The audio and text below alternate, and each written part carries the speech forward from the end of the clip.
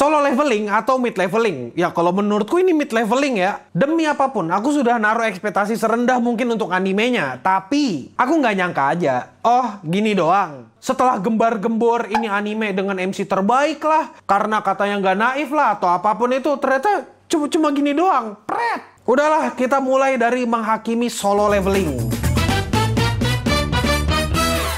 Halo para wibu denial, pertama-tama aku mau ceritakan dulu apa itu solo leveling dan kenapa aku nyebutnya ini mid leveling. Solo leveling itu punya cerita yang sederhana. Jadi ceritanya ada orang yang lemah tapi tiba-tiba secara ajaib dia mendapatkan kekuatan ajaib. Yang dimana kekuatannya beda dari orang-orang yang ada di sekitarnya dia. Dan biasanya orang yang mendapat kekuatan secara ajaib ini itu pertamanya ketimpa kemalangan dulu. Biasanya dia sial dulu. Kalau di anime solo leveling, karakter utamanya di sini tuh kena kemalangan. Kemalangannya itu berupa dia terkurung dalam dungeon. Gimana? Sial banget gak terkurung dalam dungeon dan dia dikorbankan sama orang-orang. Setelah dia dikorbankan oleh anggota partinya atau dengan kata lain dia jadi tumbal proyek, dia kembali dengan lebih kuat, sehat, dan gizinya terpenuhi. Saking berkecukupannya gizinya dia, gizi itu bikin dagunya makin panjang. Dengar-dengar di chapter terakhir manhwa ini dagunya Jinwoo itu bisa 18 meter. Ya jadi intinya gini dah. Ceritanya si karakter utama kita yang namanya Jinwoo ini dapat kesempatan kedua dari yang di atas. Nah, kekuatannya itu berupa sistem. Yang dimana karena sistem ini dia bisa berkembang, nggak kayak hunter lain.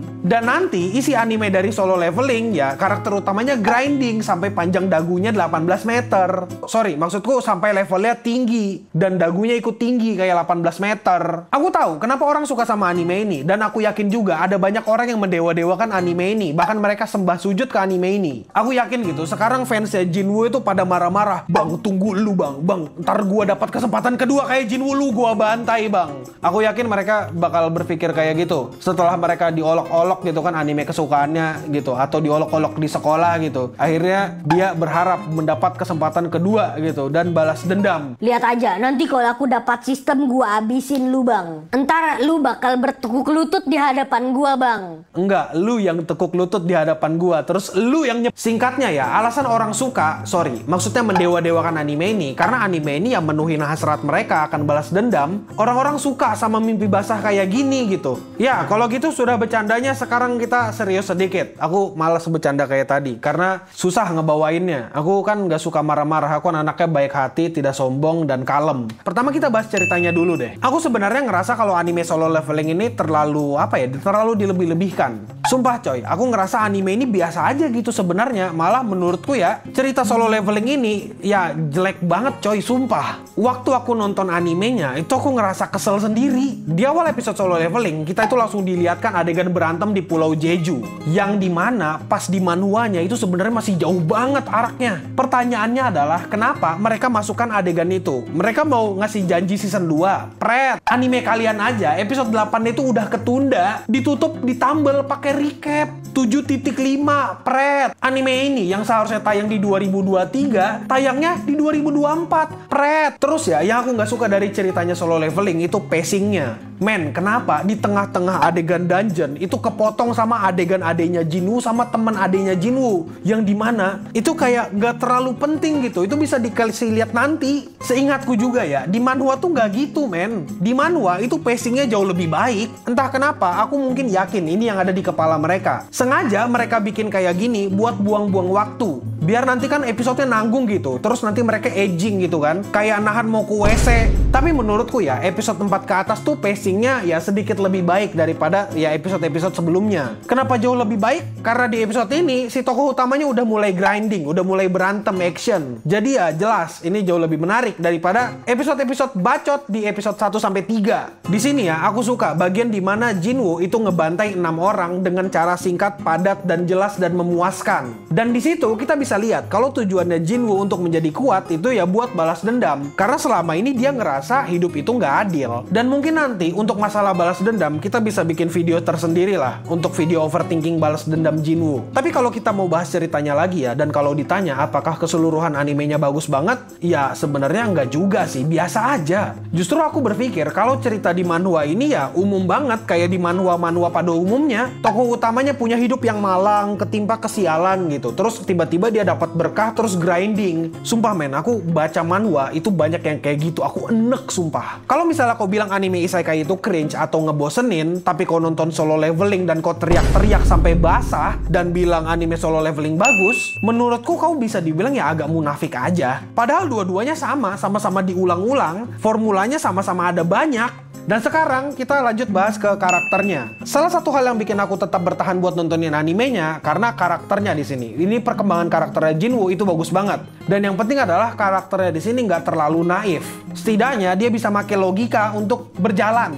Di sini Jinwoo itu nggak mau bekerja demi keselamatan orang-orang. Tujuannya itu yang penting dia selamat, orang tuanya selamat, keluarganya selamat, ya udah gitu aja. Dengan kata lain, keegoisannya Jinwoo di sini benar-benar menjadi penyelamat untuk anime ini.